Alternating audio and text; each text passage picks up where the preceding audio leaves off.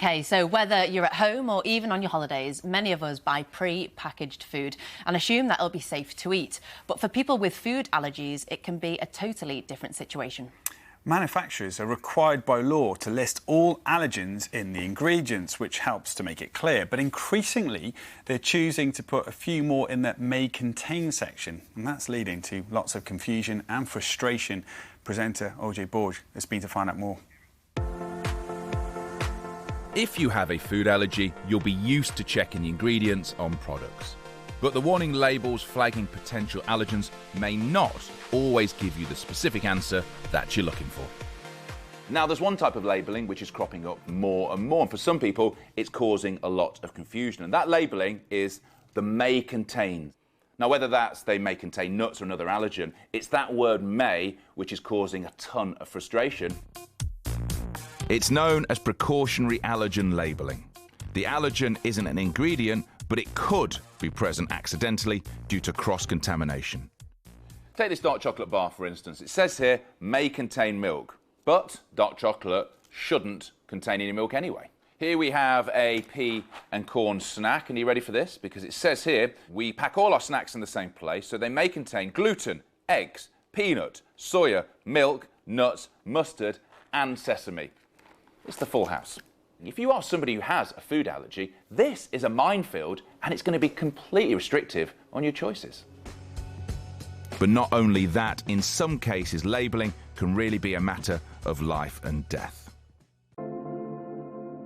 In 2016, Natasha Ednan Laperouse tragically died after eating sesame seeds that were baked into a pret-a-manger baguette. They were invisible to the eye and the packaging didn't list this ingredient. Natasha's parents, Tanya and Nadim, have since successfully campaigned for a change in the law on allergen labelling on takeaway food. Those food items now have to have the full ingredient labelling, every single thing that's in that food, and also to highlight the main allergens in bold. It's a big deal, and it's a really big change for the food industry that helps people with food allergies make safer choices around the food they buy and eat. However, there are many businesses who've rather gone down the avenue of putting precautionary allergy labelling on many of their foods when it's really quite unnecessary. It creates immense frustration, essentially, to 2 million people with serious food allergies. They just want real clarity and absolute truth about what is or is not in the food they're buying, so they can make proper informed choices.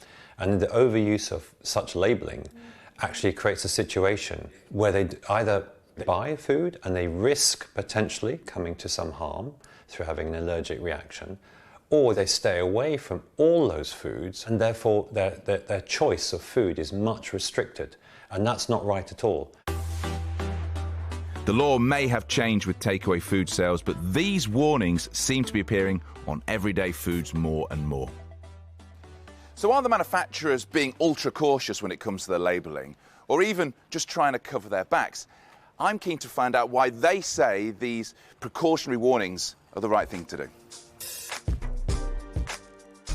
Beech's Fine Chocolate Factory in Preston, well, they produce a range of chocolates, including chocolate-covered nuts, pralines and truffles.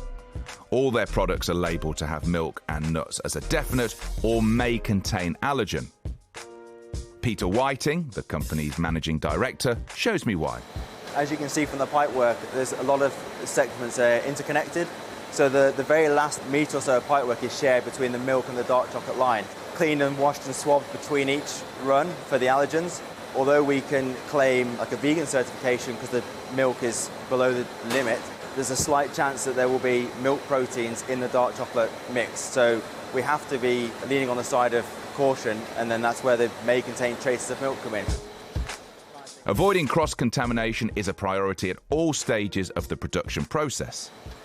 Right from the moment that the goods arrive on site, they're separated into different stores, and then as they sort of transit around the factory, they're kept isolated. If you're packing a product with an allergen inside it, you wear the green hat as well, like all the other things were green. But still, after all that, trying to keep it separate, you still have to have the may contain sign on. Exactly, yeah. So the may contain is more from a a risk point of view, in that if there's any chance at all that the allergen could have got into other products, we have to put it on the box.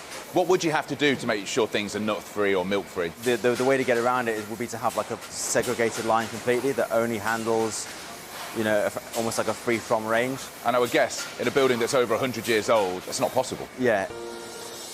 Frustrating as it is for consumers with allergies, I can see why precautionary labelling really is necessary in older factories like this.